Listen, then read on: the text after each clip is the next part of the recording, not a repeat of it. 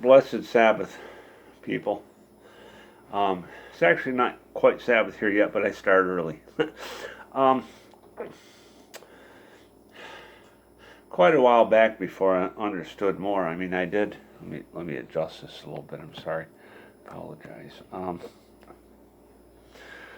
You know, I started made sure I started Sabbath. When it got dark, and then kept it until dark again. But there's a thing called twilight. And several years back, I came to realize this, and I thought, what's the difference? And some people were saying sunset was at a certain time, but it was still light in the sky. And I thought I'd share this because, possibly there's more people out there that still don't get this. And I don't like glaring the glasses. I'll just take them off. Probably should do that more often. Um, I can see good up close anyway, and I don't need to see myself. um, but what I realized, sunset actually occurs before it gets dark in the sky. The sun is down; it has set, and what we are receiving are just the rays from the sun, that are still coming through, until those cease. And so I came to realize that, and I says, okay, well, and even before that, I wanted to start Sabbath an hour, actually before dark. And even with the understanding, I came to quite a while back about, sunset being before dark. Uh, an hour before dark, starting to keep it, I think is a good practice. We're covered, and I was talking to someone a while back, stuff like that, and I told them, I started Sabbath an hour before dark, and they had some understanding of Sabbath. But I told them, then I keep it right up. I keep it till past dark on Sabbath, and they were getting a little critical and stuff, and he says, "Well, you got yourself covered." Exactly, because I love Sabbath, and I want to get the full thrust of it. There's people out there, let's cut it short because we got our own endeavors to take care of. Not me. I want Sabbath as long as I can. I'll stretch it out. So I probably end up at 25 or 26 hours or something for Sabbath, and I like that. So because one of the things is, I was thinking on this today, and this is part of it. We hear about Torah observant people, right? Are you Torah observant? Oh yeah. Oh yeah. Okay. Are you? Do you practice Torah? That's the important part. Oh, we're Torah observant. We know it and recognize it. Yeah. Do you practice it? And I says that's what makes a difference, And Shema, right? Hebrew for hear and do. And that's what we need to keep in mind. I'm gonna look a little close here. I'm getting old, and I can see really good up close. So when I'm back ways, I don't necessarily see the time I've been on there. And because it's small, it's a really small font. Maybe I should get in there into the settings and see if I can increase them, make them like this big. And but I really, every week, I look forward to Sabbath so much, and there's a lot of thoughts going on right now.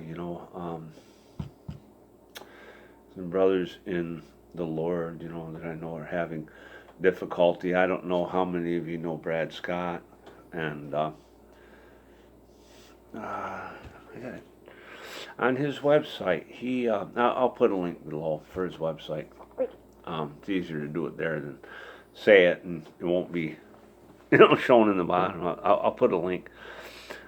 His Wild Branch Ministries, but he's got stage 2 brain cancer. I forget the medical or technical term for it. He did mention it. Um, but I sent him a private message, and I told him, Brad, I says, basically, there's not word for word, but I says, I heard about your cancer. I want you to know I'm praying for you, And he's also another friend of mine that we did a video together a while back, and that was through Lamb Radio Network with Mark David Smith. Mark David Smith was a very kind man, when we got together and made a video and stuff like that. And I think about that sometimes now and then. And that was valuable because love covers a multitude of sin, right? I mean, kindness matters, and it's funny, as long as I've been aware of Brad Scott, I didn't know he could sing. I didn't know he had musical ability, far better than anything I can do.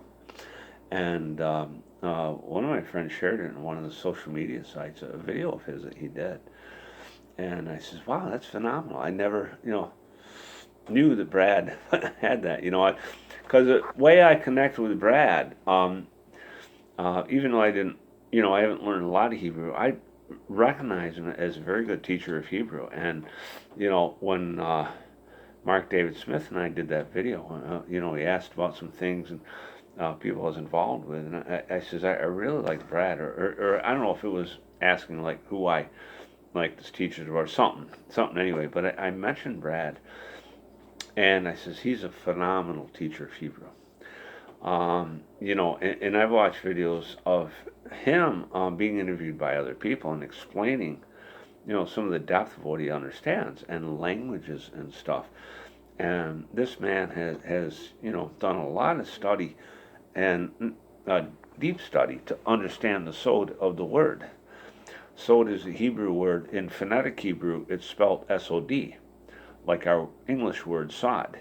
And I've been learning some of that from, some of the people who know Hebrew far better than I do. I'm not a Hebrew scholar. I'm just somebody that could probably speak enough Hebrew to make you think I was smart in Hebrew. And that's about it, as long as I didn't have to talk too much in it. But it's been valuable because, of the meaning in those words in Hebrew. Hebrew words have meaning, a lot more meaning than our English language does, I think. And it's funny that English is really the popular language in the world. But it doesn't reveal the understanding that Hebrew does. But Brad Scott, really an excellent teacher, and he gets into how languages, may develop or change over time. Some people think they're moving ahead, but his view was, no, I think we're going backwards. And I get that, and I agree. Because I've come to the point of understanding some of that, with the Hebrew. If you go back to the time of Moshe, or you might know him in English as Moses, the Hebrew they spoke then was not the Hebrew we hear today. And yet, at the same time, the Hebrew we have today is still good to learn and understand. Brad Scott, talked one time in a video about the name of Messiah. Well, somebody put it up there as, the name of Yod-Heh-Vav-Heh, or YHVH, which is the name of the Father, or they only show the consonants, but through what I've learned, his name is Yehovah, and when you put the vowels in there. And Nehemiah Gordon had done some traveling and found some really old manuscripts, because we will never find this in our Bibles. So we have to dig deeper and beyond that to, gain some of these nuggets. And that's where he found it. And I said, that makes sense to me because of what I've been understanding, about the Hebrew. Now, when we can, learn Hebrew and speak, and a lot of times we'll be placing the accent on the wrong syllable.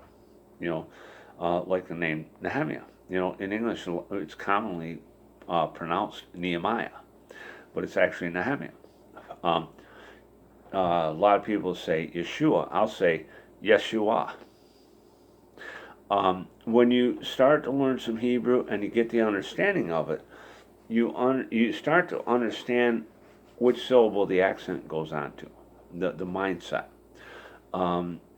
You'll start to understand the Western mindset, especially when you're filled with the Spirit, and understand more of the things of the Spirit, the thinking, because you can't have the mind of the Spirit unless you are filled with the Holy Spirit. And there's so much deception, in the East among churches and people who think they're biblical scholars, but the problem is they don't have a Western mindset. And this is what I've been studying into as I come to more of an understanding of scriptures, not my Bible, scriptures. There's a significant difference. And, I don't know very much yet. I'm learning more. I want to learn more. I'm still English speaking, and on Sabbath, everybody's saying Shabbat Shalom. I know what that means. I know kind of the depth of Shalom. It's not just peace. It's, fullness, well-being, health, everything like that. But I'm English speaking. I just say, Blessed Sabbath. And, one of the people I know, talking to them on the phone, well, how come you don't say Shabbat Shalom? I says, well, maybe because I'm real. I know what it means. I know what it is in Hebrew. But I'm an English-speaking person. I say Blessed Sabbath or Happy Sabbath, words to that effect. When I started coming into this understanding and hearing people so much say Shabbat Shalom, it's kind of like, it struck me as kind of like tradition is, and I thought, are people trying to think they're holy because they can say that? I mean, what is that? This is in the United States where we speak English. If you have somebody new coming into your assembly and you're speaking all this Hebrew, I love Hebrew. Don't get me wrong, I love Hebrew. I want to learn more of it, and it's hard for me to learn languages, but I've been learning more Hebrew than I have, other languages, except English, of course, because I was born with that one. And I know, like, a little bit of Spanish. Like, I know Buenos Dias, or I know Si. No, that's about it. But Hebrew, I'm starting to learn 3-word sentences that actually make sense.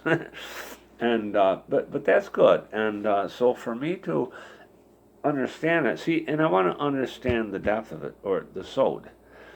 And that's what I've been learning, because I had a friend who, her native language was French. And, I was looking at that a little bit and studying that a little bit.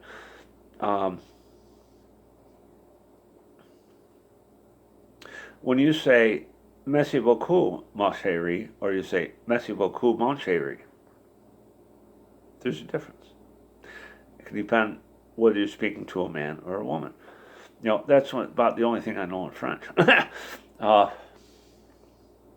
And I'm not interested, really, in learning French. I was interested a little bit because of, there are things you would say to a man but not a woman, and vice versa. I don't know if there's things like that in Hebrew or not. Hebrew seems kind of clear when we use the words. There's I think Brad Scott was sharing that it's a pictographic language, something like that. And it's very interesting, and I want to learn more of that. I don't have time just to sit and learn Hebrew, but I try to learn it a little bit at a time. And I mentioned that Brad has stage 2, some type of stage 2 cancer. It's in the center of his brain. So please pray earnestly and diligently for this man. He's a bit older than I am, far more knowledgeable in Hebrew, far more talented in music.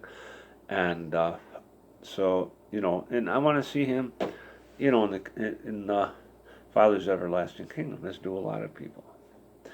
And so, please keep that in mind. And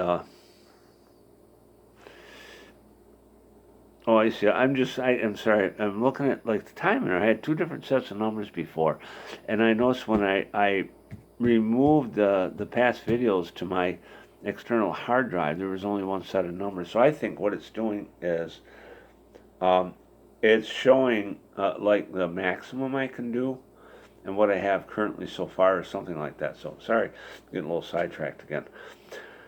So there had been a lot of thoughts going through my mind, about people, how they think or what they do, and the people that claim to be Torah observant, but in a lot of ways they have these false teachings, and I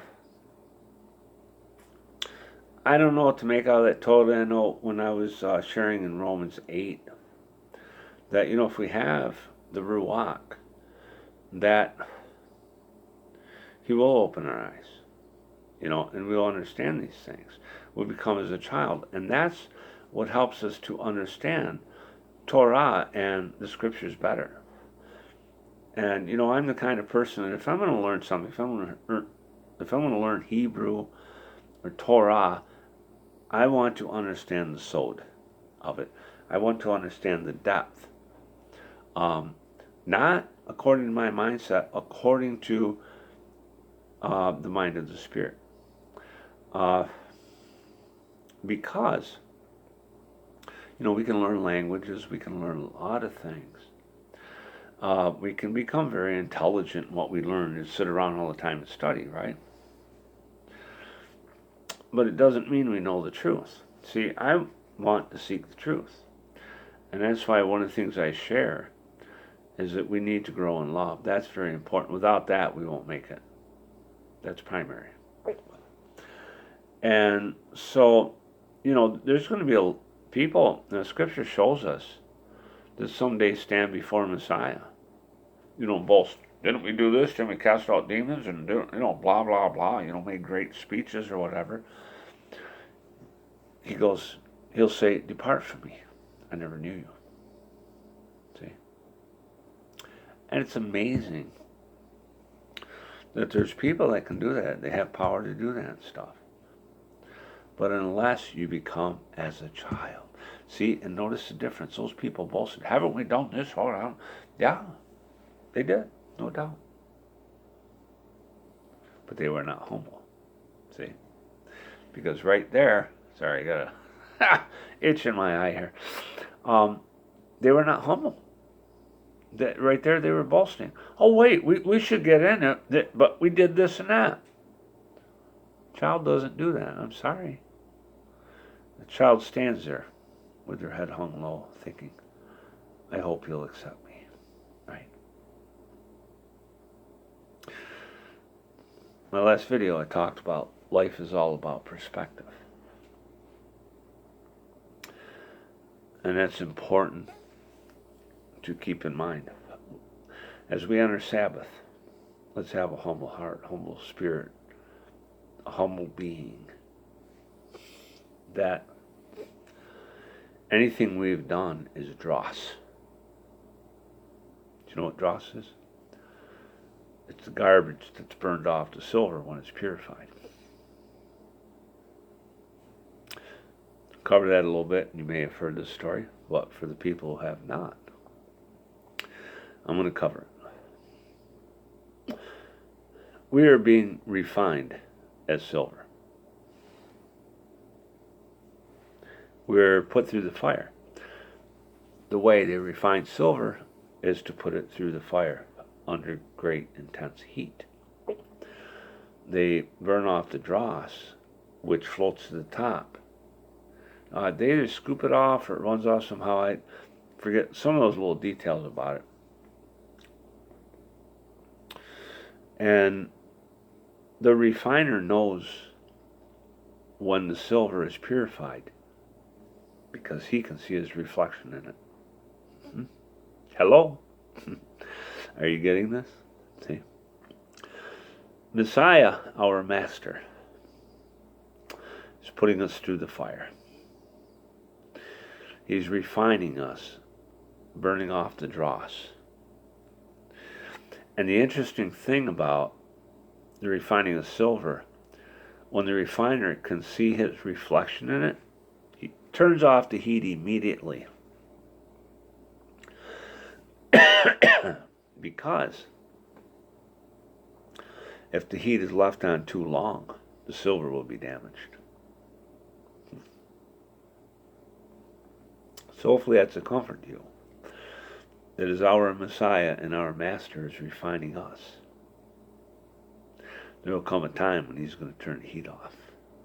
And he knows precisely when to do that. But it only occurs when he can see his reflection in us. Hallelujah! Yes! Can you rejoice in that? Yes! Let's not be afraid of the fire. Okay? Let's trust our Master, our Messiah, with his great wisdom and knowledge to know when to turn the heat off. Blessings, Mishpachah. If you're new to the channel, subscribe, give the video a thumbs up. Let's reach the world for Messiah. I love you all. May the Father's blessings be with you this Sabbath and always. Shalom.